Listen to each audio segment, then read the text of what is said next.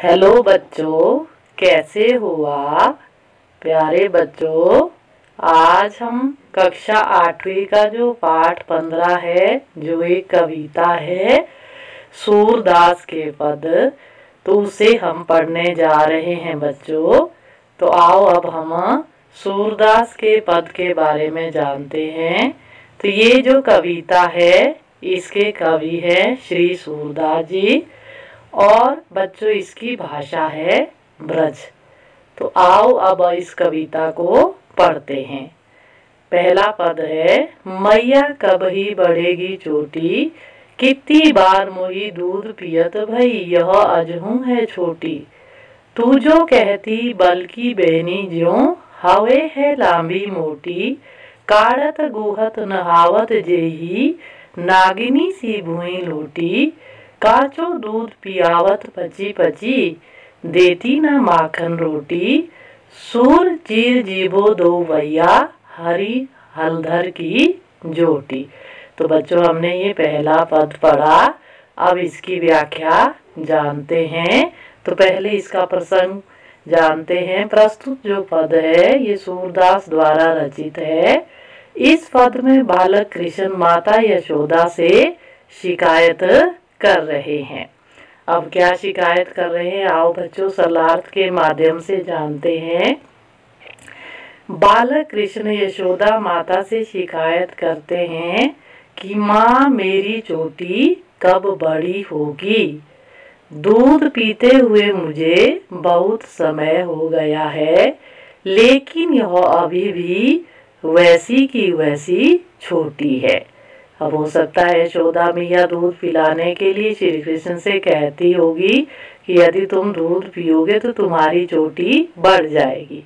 माँ तुम तो कहती हो कि मेरी यह चोटी बलराम भैया की चोटी की भांति मोटी और लंबी हो जाएगी, लेकिन इसे गूंथते और नहाते हुए काफी समय बीत गया, परंतु यह अभी भी नागिन की भांति धरती पर ही लौटने लगती है।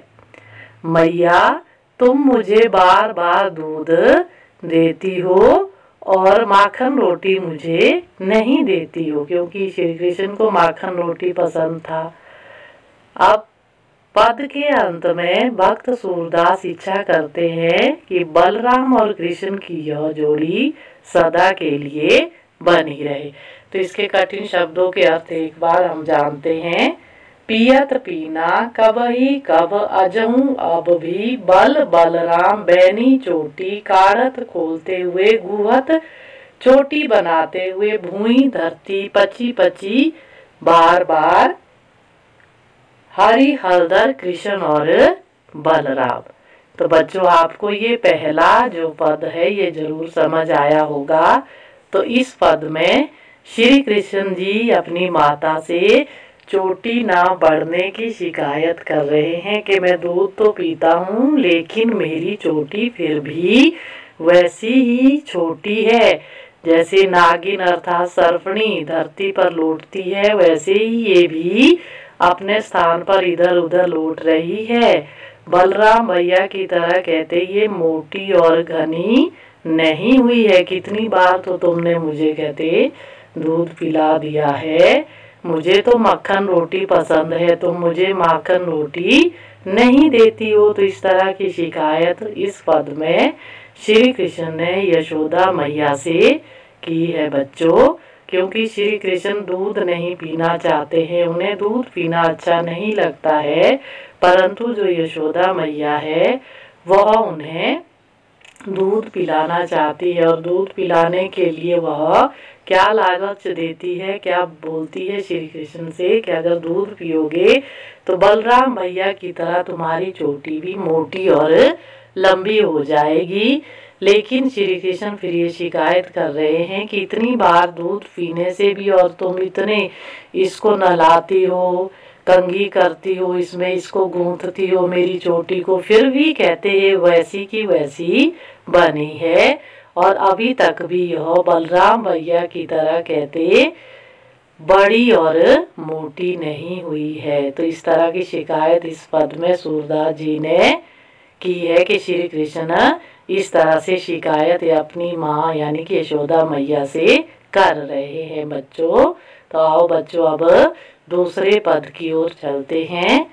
तेरे लाल मेरो माखन खायो, दोपहर दिवस जानी घर सुनो, ढूंढी ढंडोरी आप ही आयो, खोली किवारी बैठी मंदिर में, दूध दही सब सखनी खवायो, उखल चढ़ी सींके को लीनो, अनभावत भूमि में डरकायो, दिन प्रति हानि होती गोरस की, यह ठोटा कौने ढंग लायो, सूर श्याम को हटकी न राखे, तेई ही पुत्र अनोखो जायो।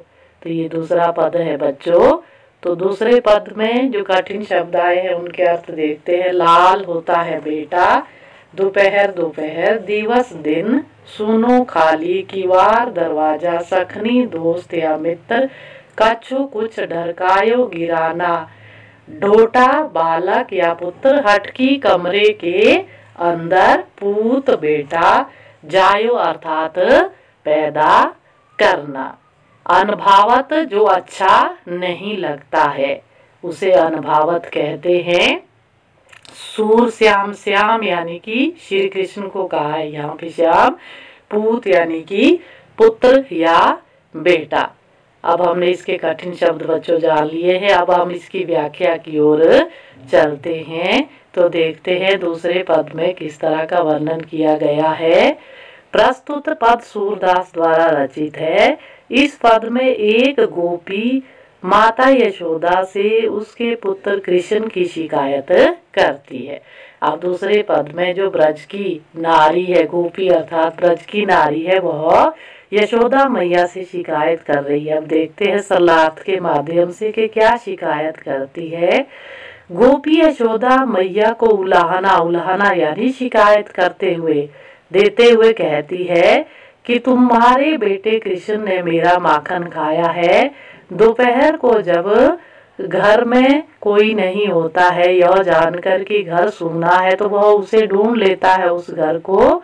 उसने खुद तो माखन खाया ही, साथ ही दरवाजा खोलकर अपने मित्रों को भी माखन खिलाया। कृष्ण ने ओखल पर चढ़कर सींके से माखन निकाला, कहते ऊपर लटकाया था सींके में, तो वहां तक पहुंच नहीं पाते थे, छोटे बालक थे, तो उन्होंने क्या किया, उखल नीचे रखकर उस पर चढ़ गए और सींके से माखन निकाल दिया। उसने कुछ माखन खाया और कुछ नीचे गिरा दिया।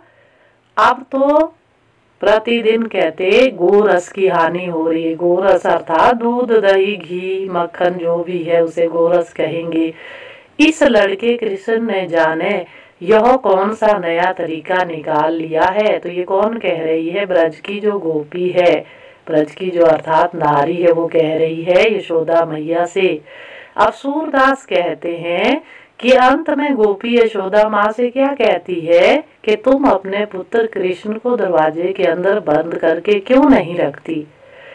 क्या तुमने ही किसी अनोखे एवं विचित्र पुत्र को जन्म दिया है? वो यशोदा मैया से पूछ रही है कि तुम इसे समझाती क्यों नहीं हो और इसे सजा क्यों नहीं देती हो? जब ये इस तरह से चोरी कर रहा है तो इसको पूरे दिन कमरे के अंदर रखकर सजा दो, फिर ये कहते अपने आप सुधर जाएगा। तो ऐसा गोपी का कहना है। तो पहले पद में तो बच्चों हमने श्री कृष्ण की शिकायत सुनी थी कि वह अपनी माताजी से शिकायत कर रहे हैं कि मेरी चोटी बढ़ रही नहीं रही है, इतनी बार मैंने दूध पिया है फिर भी यह वैसी की वैसी है। अब दूसरे पद में गोपी शिकायत कर रही है यशोदा मैया से, उसमें श्री कृष्ण की चोरी की शिकायत कर रही है कि श्री कृष्ण किस तरह से लोगों के घरों में जब खाली घर होते हैं तो घुस जाते हैं, फिर वह अपने मित्रों को भी ले जाते हैं और लोगों ने जो मक्खन सींके पे रखा होता है उसको निकाल कर खुद तो खाते ही हैं, अपने मित्रों को भी खिलाते हैं। अब कुछ मक्खन को वह नीचे जमीन पर गिरा देते हैं। तो इस तरह से लोगों के जो गोरस की हानि हो रही है। तो फिर यही शिकायत ब्रज की जो गोपी है वह यशोदा मैया से कर रही है और साथ में ये भी कह रही है कि इस बालक को समझाओ। तो बच्चों आपको ये दोनों पद समझ आए होंगे।